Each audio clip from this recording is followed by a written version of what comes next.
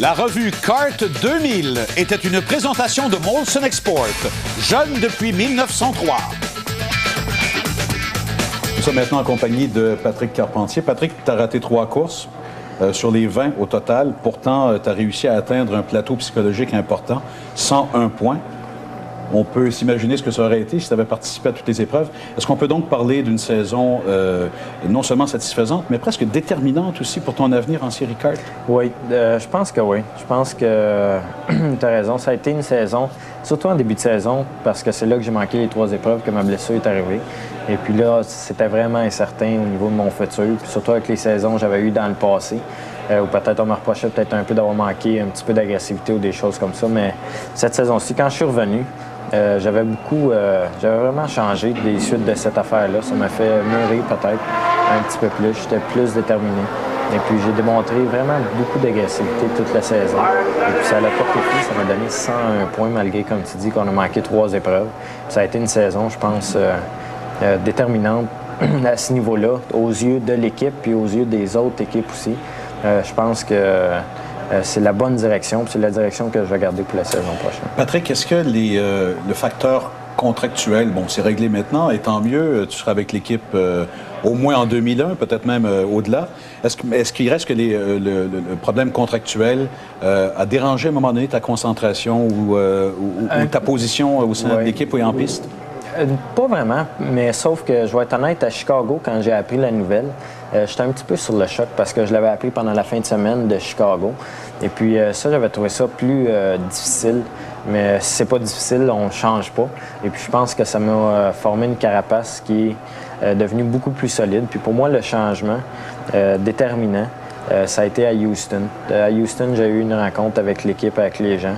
Puis c'était une rencontre vraiment déterminante, solide.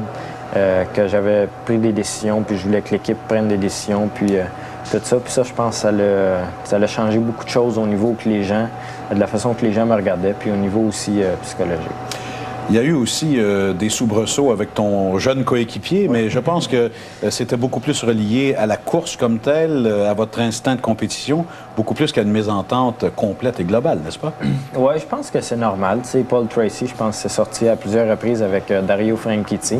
Et puis, je pense qu'il n'y a pas beaucoup de coéquipiers qui ne se sont pas accrochés. Jacques Villeneuve avec Zonta ont eu leurs difficultés eux aussi. Mais je pense qu'Alex, c'est un pilote agressif, puis moi, je suis un pilote agressif.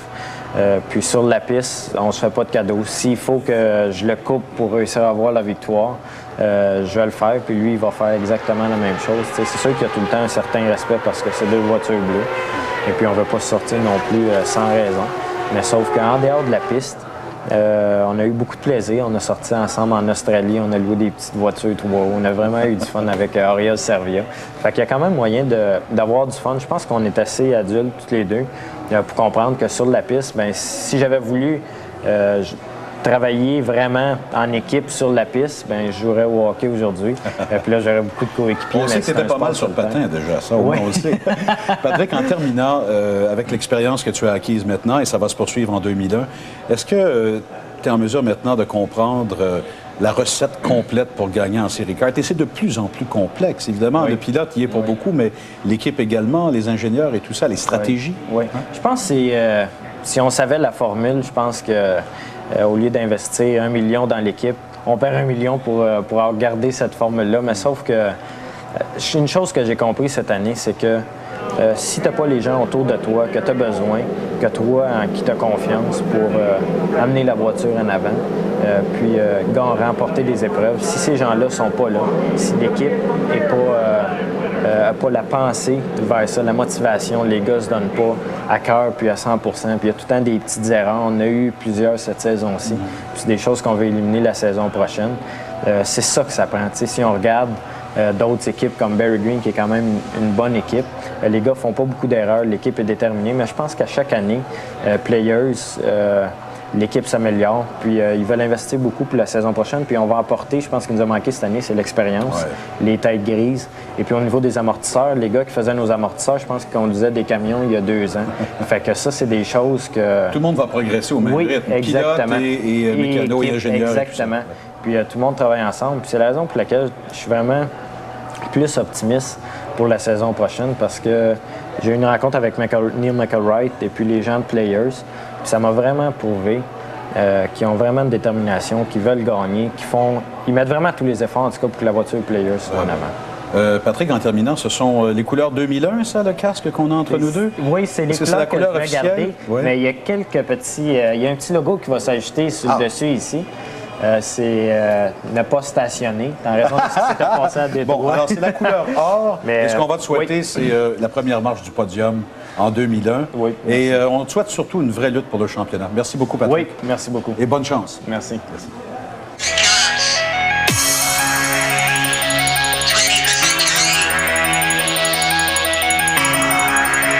À cette émission rétrospective de la saison 2000 de la série Kart, nous avons le plaisir d'avoir avec nous Alexandre Tagliani. Bonjour Alexandre. Salut Pierre. Une première saison qui, et j'ai les statistiques devant moi, est tout à fait remarquable. Une pole position, possibilité de victoire, 11 fois meneur d'une épreuve.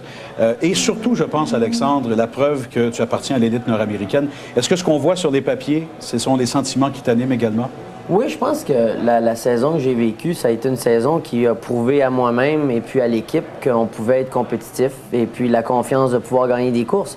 Par contre, honnêtement, je peux dire que quand je l'ai abordé cette saison-là, 2000, je m'attendais à être un peu plus effacé, plus constant, finir parmi les 10 premiers, mais souvent. Je m'attendais pas à vivre autant de malchance et de problèmes mécaniques. On a eu 11 DNF cette année. C'est énorme sur 20 courses. Mais je me console avec toutes les joies puis toutes les fois que je me suis retrouvé en tête, me battre avec Montoya, Tracy souvent. C'est comme ça que je me console. Par contre, je sais que j'aurais pu marquer beaucoup plus de points dans le championnat en faisant pas de pole position, en menant pas de course, mais en terminant les épreuves où on était 5e, 6e. Et puis, ça aurait fait toute la différence du monde. Mais ça va être difficile de répéter ce genre de saison-là. En tout cas, d'après moi, les malchances ne me suivront pas toujours. Et puis, si on peut être compétitif et capitaliser sur les opportunités qu'on aura en 2001, il va falloir finir ces épreuves-là parce que c'est comme ça qu'on marque des points en série Kart. Qu'est-ce qui a été le plus difficile, Alexandre, au niveau de l'apprentissage de cette série-là, de la voiture et ainsi de suite? Ça a été en Atlantique, c'était des courses sprint. On poussait la voiture pendant 25 tours, 30 tours. En série kart, les pneus se dégradent vite. Et puis, la stratégie est importante. Donc, il faut peut-être ajuster la voiture de façon à ce qu'on pense au 95e tour de la course en configuration plein d'essence. Et puis, pour moi, ça a été un petit peu une adaptation à mon niveau d'agressivité, de partir en trombe puis d'essayer de graver certaines positions dans les premiers tours. Je pense qu'il y a beaucoup de pilotes qui l'ont prouvé cette année. Un Adrian Fernandez, pas fait des miracles, mais par contre était presque en train de gagner le championnat à la dernière course, juste parce que ce gars-là est constant, est capable de qualifier dans les 15 premiers, mais qui se retrouve en avant juste par la constance puis la patience. Et il y a une bonne stratégie de course également. Ça devient un facteur très important. Très important, les stratégies, oui. Bon, Alexandre, est-ce que la plus grande joie pour toi a été la position de tête? C'était au Brésil? Bien, c'est-à-dire que ça a été un moment où j'ai vécu beaucoup d'émotions parce que je partais le dernier ayant fait le meilleur temps de la dernière pratique. Et puis, juste après Montoya, qui venait d'établir un temps, le meilleur de la fin de semaine. Donc, on ne savait pas si on pouvait le battre. On pouvait répéter le nôtre, mais il était déjà battu. Donc, et puis, ça s'est fait sur le dernier tour. Donc, c'est sûr que battre un Juan Montoya sur le dernier tour, c'était excitant. Et très tôt dans la saison et dans ta carrière, donc. Oui, c'est ce que tu dis. C'est ce qui a fait aussi, au niveau de ma confiance, j'ai commencé à mettre les échelons un petit peu plus haut au niveau des résultats. Et puis, en 4 courses, on était meneur au titre des tours menés. Mm-hmm.